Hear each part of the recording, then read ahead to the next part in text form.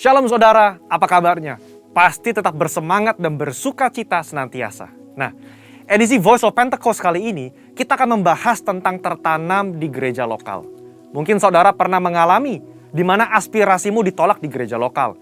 Atau pernah merasa dicuekin oleh gembala. Mungkin pernah dikecewakan dan berujung kita pindah-pindah gereja mencari tempat yang nyaman untuk beribadah. Saya ingin katakan bahwa saudara harus tetap tertanam di gereja lokalmu. Markus 4 ayat 26-29 memuat sebuah perumpamaan singkat tentang kerajaan Allah yang digambarkan dengan proses bercocok tanam. Ayat 27 berkata, "Lalu pada malam hari ia tidur dan pada siang hari ia bangun. Dan benih itu mengeluarkan tunas dan tunas itu makin tinggi. Bagaimana terjadinya tidak diketahui orang itu." Setiap proses untuk bertumbuh yang dialami sebuah benih terjadi di dalam tanah. Di tempat gelap, di mana tidak seorang pun yang bisa melihat dan mengetahuinya. Demikian pula dengan setiap kita sebagai benih. Ketika kita berkomitmen untuk tertanam di gereja lokal, kita akan mengalami berbagai proses yang mungkin tidak nyaman. Dan setiap proses tersebut tidak dapat dilihat oleh orang lain. Sayangnya, banyak orang yang menyerah ketika melewati proses krusial ini. Banyak yang tergoda untuk melihat rumput tetangga yang selalu terlihat lebih hijau dibandingkan rumput di rumah sendiri. Ingat, yang terlihat oleh mata kita hanyalah hasil akhirnya yang sudah tampak baik. Sementara yang tidak kita lihat adalah proses yang juga dialami oleh rumput tetangga ketika baru disemai dan masih di dalam tanah. Di era pandemi COVID-19 ini, di mana kita harus beribadah secara virtual, semua gereja berlomba-lomba dalam menyajikan konten yang terbaik, display yang estetik, musik yang menarik, dan kemampuan editing yang kekinian.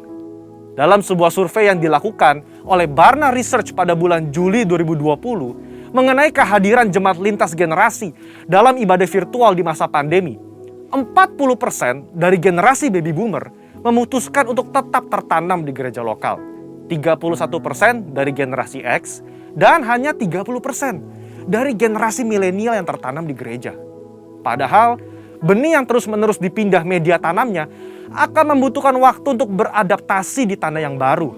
Dan tak jarang, benih itu akan mati dan tidak dapat berbuah lagi.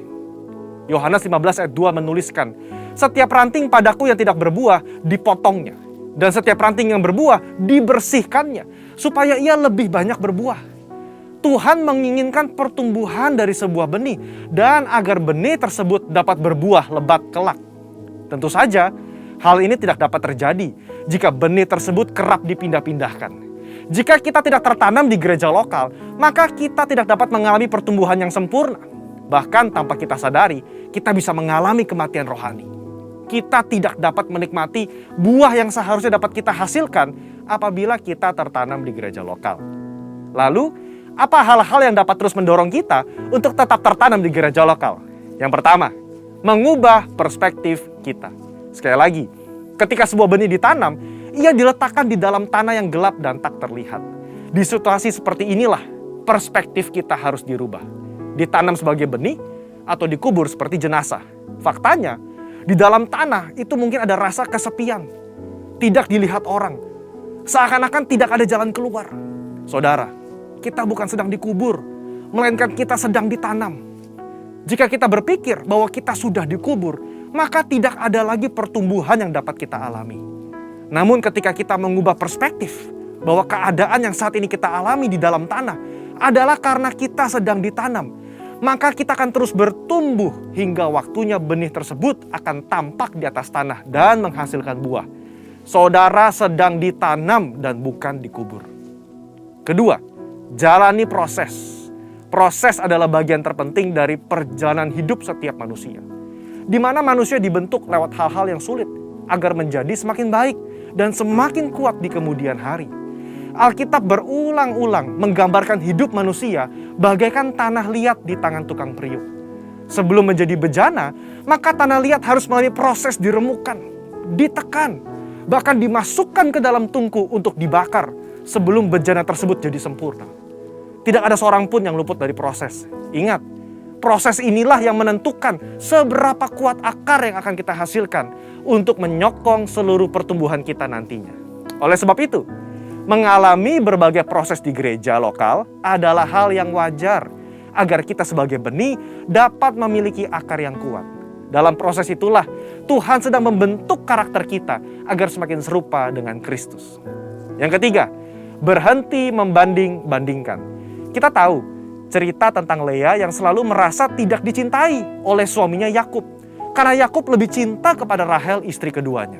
Pada saat itu, Lea melahirkan 3 anak laki-laki bagi Yakub, sementara Rahel mandul. Lea yang terus-menerus membandingkan cinta dari Yakub kepada Rahel merasa sedih, tertekan, kesepian, sampai ia mencurahkan perasaannya lewat arti nama yang diberikan ke 3 anaknya. Kalau Lea terus-menerus membandingkan dirinya dengan Rahel, ia tidak dapat melihat berkat yang diberikan Allah kepadanya, yaitu anak-anak yang dikaruniai. Sama seperti kisah Lea, ketika kita sibuk membanding-bandingkan, kita tidak bisa melihat berkat yang telah Allah sediakan. Dalam konteks ini, ketika kita terus membanding-bandingkan gereja lokal kita, pemimpin kita, rekan sepelayanan kita dengan gereja orang lain, kita tidak dapat melihat berkat dan tujuan yang telah Allah tetapkan ketika Ia menempatkan kita di gereja lokal kita saat ini. Keputusan yang paling tepat bagi sebuah benih adalah untuk tetap tertanam di mana ia ditempatkan. Sebagai benih yang ditanam di gereja lokal, mari ubah perspektif kita bahwa kita sedang ditanam dan bukan dikubur. Jalani proses dengan ucapan syukur dan berhenti membanding-bandingkan. Maka pada waktunya kita akan bertumbuh dan berbuah lebat, sehingga buah tersebut dapat kita nikmati dan juga dinikmati oleh orang lain. Untuk penjelasan lebih lengkapnya dari tim teologi kami, silakan buka link yang ada di atas atau scan QR Code yang tersedia. Salam integritas, Tuhan Yesus memberkati.